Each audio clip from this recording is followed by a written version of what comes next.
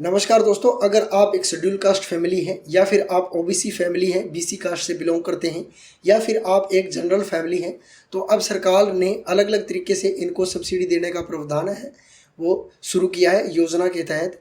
तो अगर आप शेड्यूल कास्ट फैमिली है तो आपको इसमें 90% तक 50% से लेकर 90% तक की सब्सिडी आपको मिलेगी। और अगर आप ओबीसी या फिर बीसी कैटेगरी या फिर जनरल कैटेगरी से बिलोंग करते हैं तो आपको इसमें 25% तक पशुओं पर सब्सिडी मिलेगी। तो इस वीडियो के अंदर मैं आपको ऑनलाइन करने का प्रोसेस दिखाने वाला हूं कि इस फॉर्म को हम कैसे ऑनलाइन करेंगे। इससे पहले जो मैंने वीडियो बनाया था इसके अंदर मैंने आपको सारी जानकारी दे दी थी, क्या डॉक्यूमेंट वगैरह क्या कुछ चाहिए और कैसे आपको लोन मिलेगा, सारी जानकारी दे दी थी। लेकिन आज इस वीडियो के माध्यम से मैं सिर्फ आपको ऑनलाइन प्रोसेस बताऊंगा। तो चलिए दोस्तों, इसमें स्टार्ट करते हैं कि किस प्रकार से ऑनलाइन जो प्रोसेस है वो होगा और हम अपनी एप्लीकेशन को किस तरह से फिलअप कर पाएंगे। तो आपको कोई मर्जी एक ब्राउज़र खोल लेना है और अंत्योदय सरल पोर्टल आप जैसे ही सर्च बार में टाइप करेंगे तो इस पोर्टल पर आप पहुंच जाएंगे। इसका लिंक मैं वीडियो के डिस्क्रिप्शन में दे दूंगा, तो आप रीडायरेक्ट भी हो सकते हैं। तो यहाँ पर आने के बाद अब आपको देखिए, यहाँ पर आपको आईडी और पासवर्ड डालना पड़ेगा। आपके पास आईडी पासवर्ड नहीं है तो आपको देखिए नीचे रजिस्टर हर का ऑप्शन आपको मिल जाएगा। तो यहाँ पर आपको रजिस्टर कर लेना है। रजिस्टर करने के लिए आपको अपना नाम, मोबाइल नंबर, ईमेल आईडी और आपको अपना स्टेट है वो चुन लेना है। स्टेट चुनने के बाद इसकी आईडी है लगभग 2 या 4 मिनट के अंदर एक्टिव हो जाती है। और इसके बाद आपको आईडी और पासवर्ड यहाँ पर डाल लेना है, ठीक है। और आईडी पासवर्ड डालने के बाद आपको ये कैप्चर यहाँ पर आपको डालना है, ठीक है। कैप्चर यहाँ पर डालेंगे और आपको सबमिट पर क्लिक कर देना है। सबमिट पर क्लिक करने के बाद अब आपको नेक्स्ट इसका इंटरफेस है इस प्रकार का देखने को आपको मिलेगा। तो यहाँ पर देखिए, आपको अप्लाई फॉर सर्विस आपको यहाँ पर क्लिक कर लेना है। व्यू ऑल अवेलेबल सर्विस आपको यहाँ पर क्लिक कर लेना है। यहाँ पर जैसे ही आप क्लिक करेंगे तो नेक्स्ट इसका इंटरफेस है हमें सर्विस की तरफ ले जाएगा। तो सरल हरियाणा की तरफ काफ़ी सारी ऐसी सर्विस है जो हमें प्रोवाइड करवाई जाती है हरियाणा के थ्रू। तो दोस्तों, इसके अंदर अब आपको क्या है कि आपको यहाँ पर एनिमल लिखना है, ठीक है। आज की जो स्कीम के लिए एनिमल लिखेंगे तो आपको देखिए यहाँ पर 10 प्रकार की एनिमल के रिलेटेड जो भी हमें योजना दी जाती है तो ये आ जाती है। लेकिन हम सिर्फ लोन लेने की योजना के लिए आवेदन करेंगे तो लोन के लिए सबसे पहले मैं आपको जो ओबीसी कास्ट और जब बीसी कास्ट वगैरह, ठीक है, और जनरल कास्ट के बारे में बता देता हूँ। तो दोस्तों, ये वो योजना है, 7 नंबर योजना है, स्कीम फॉर जो establishment of mini dairy high tech dairy units. तो इसमें आप क्लिक करेंगे। इसका वीडियो मैं नेक्स्ट बनाऊंगा तो इसमें आप देख लीजिएगा दोस्तों, ठीक है। आज अप्लाई करेंगे शेड्यूल कास्ट के लिए, ठीक है। तो शेड्यूल कास्ट के बारे में बताते हैं, ठीक है। तो 10 नंबर जो भी स्कीम है, scheme for providing employment opportunity to schedule caste, तो यहाँ पर आपको क्लिक करना है। यहाँ पर जैसे ही आप क्लिक करेंगे तो जो नेक्स्ट इसका इंटरफेस है यहाँ पर आएगा, ठीक है। अब यहाँ पर दोस्तों मैं आपको एक पॉइंट समझा देता हूँ। यहाँ पर आपको आधे घंटे का टाइम दिया जाएगा। यहाँ पर आपका टाइम भी चल रहा है। इससे पहले आपको आवेदन करना होगा, नहीं तो ये पोर्टल फिर से रीलॉगिन मांगेगा, फिर लॉगिन करना पड़ेगा। फिर अगर आप टाइम, इससे अच्छा आप आराम से करिए, ठीक है। आधे घंटे से पहले आप सर्विस पूरी कंप्लीट कर दीजिए, ठीक है। यहाँ पर आपको आई है फैमिली पर क्लिक करना है। क्लिक करने के बाद आपको अपना फैमिली आईडी डाटा डाल देना है, ठीक है। फैमिली आईडी नंबर डालने के बाद आपको click here to fetch family data पर आपको क्लिक कर लेना है। और यहाँ पर आपको उस कैंडिडेट को चुन लेना है जिसके नाम पर आप आवेदन करना चाहते हैं। तो उसको चुनने के बाद आपको सेंड ओटीपी पे क्लिक कर लेना है। ओटीपी क्लिक करने के बाद ओटीपी को यहाँ पर डाल देना है। ओटीपी डालने के बाद आपको click to verify OTP click कर देना है। अब क्लिक करने के बाद आपके सामने आपका फैमिली आईडी का पूरा डाटा कंप्लीट है, यहाँ पर आपका शो करेगा। दोस्तों, मैं यहाँ पर आपको एक पॉइंट और समझा देता हूँ।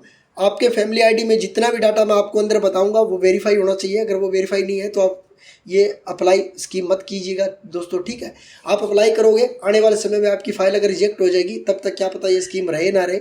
इससे अच्छे तरीके से आप अच्छे तरीके से फाइल लगाइए, एक ही बार में आपका काम कंप्लीट हो जाना चाहिए, ठीक है। अगर आप एलिजिबल पाए जाओगे तो सब कुछ आपको कंप्लीट मिल जाएगा। जो पीछे वीडियो है उसके अंदर क्या एलिजिबिलिटी है, कितना पैसा मिलेगा, किस प्रकार से मिलेगा, सारी जानकारी तो वीडियो जरूर देख लीजिएगा दोस्तों पहले, इससे अप्लाई करने से पहले। वैसे थोड़ी बहुत जानकारी मैं यहीं पर दे दूंगा।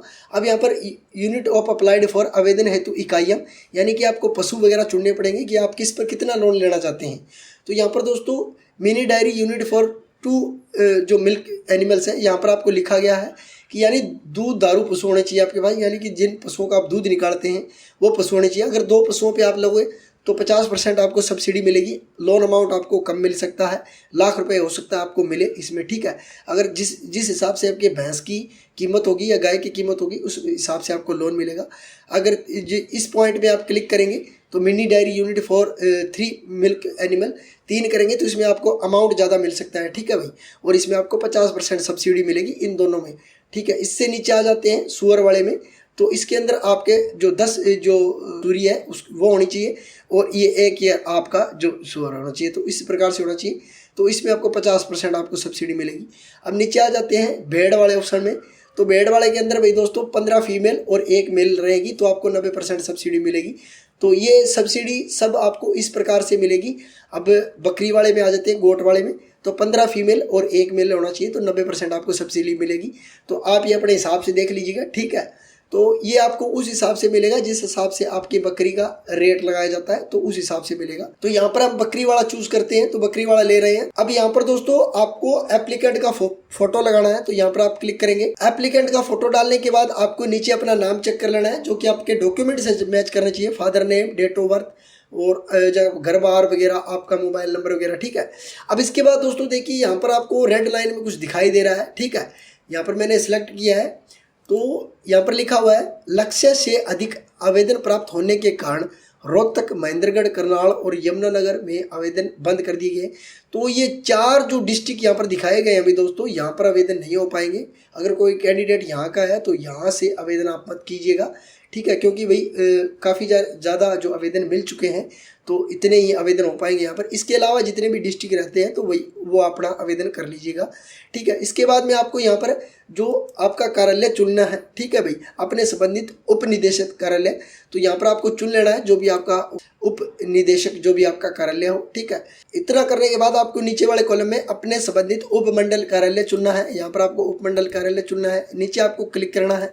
नीचे आपको जो भी नज़दीक आपके हॉस्पिटल लगता है भाई वो हॉस्पिटल आपको चुन लेना है। आपका उस हिसाब से हॉस्पिटल होना चाहिए, भी गांव शहर के अंदर जो हॉस्पिटल है उस हिसाब से आपको चुनना है, ठीक है। इसके बाद आता है एप्लीकेंट बैंक डिटेल के अंदर, तो परिवार पहचान पत्र में अगर आपका बैंक डाटा दोस्तों अगर बैंक अकाउंट नंबर नहीं लगा हुआ है तो पहले आप बैंक अकाउंट नंबर लगाइए, IFSC वेरीफाई करवाइए, बैंक अकाउंट वेरीफाई करवाइए। अगर आप वेरीफाई करना चाहते हैं तो वीडियो आप मेरे चैनल पर एक वीडियो पड़ा है तो वो देख के आप बैंक अकाउंट वेरीफाई कर सकते हैं, 2 मिनट के अंदर वेरीफाई हो जाएगा, ठीक है। तो उस हिसाब से कर सकते हैं। अगर बैंक अकाउंट वेरीफाइड नहीं है, यहाँ पर शो नहीं करता है, तो खुद डाल के यहाँ पर मत कीजिएगा, क्योंकि आने वाले समय में अगर डाटा आपका वेरीफाई नहीं दिखाएगा बैंक अकाउंट तो आपका अमाउंट रोक दिया जाएगा और आपकी फ़ाइल रद्द कर दी जाएगी। इससे आप अच्छा है सबसे पहले आपको ये सारा डाटा जो मैं बता रहा हूँ फैमिली ID के अंदर वो अपडेट करना है। इसके बाद आपको अपना बैंक अकाउंट नाम है जो वो डाल देना है, यहाँ पर बैंक का नाम डालना है भी, नेम ऑफ बैंक। इसके बाद आता है भी आवेदक का अन्य विवरण यानी एप्लीकेंट फॉर अदर डिटेल, तो यहाँ पर आपको अदर डिटेल के अंदर सबसे पहला जो कॉलम है, पहली जो लाइन है, यहाँ पर देखिए क्या पशुओं को रखने के लिए स्थान और शेड उपलब्ध है, तो यहाँ पर आपको यस कर देना है। जो भी पशुओं के लिए आप अच्छे तरीके से उनका रहन सहन के लिए शेड या कमरे वगैरह लगा रखे हैं तो आपको यस करना है। नो का तो इसमें है ही नहीं, भी यस तो करना ही पड़ेगा। तो यहाँ पर आपको जो अब दूसरा जो पॉइंट है, यहाँ पर देखिए प्रशिक्षण डायरी का विवरण यदि है तो फोटोकॉपी संग्रह करें। तो यहाँ पर आपको देखिए ये पॉइंट समझा देता हूँ। अगर आप यहाँ पर यस करते हैं तो आगे जब भी आप डॉक्यूमेंट अपलोड करोगे तो यहाँ पर आपको इस फाइल को अपलोड करना पड़ेगा कि आपने भी प्रशिक्षण ले रखा है डायरी के अंदर, जो कि ठीक है। अगर आप नो करोगे तो इसमें कोई दिक्कत नहीं है, अगर आपने कर रखा है तो आप यस कर दीजिए, ये आपको ज़्यादा फायदेमंद रहेगा। अगर नहीं है तो इसमें कोई दिक्कत नहीं है।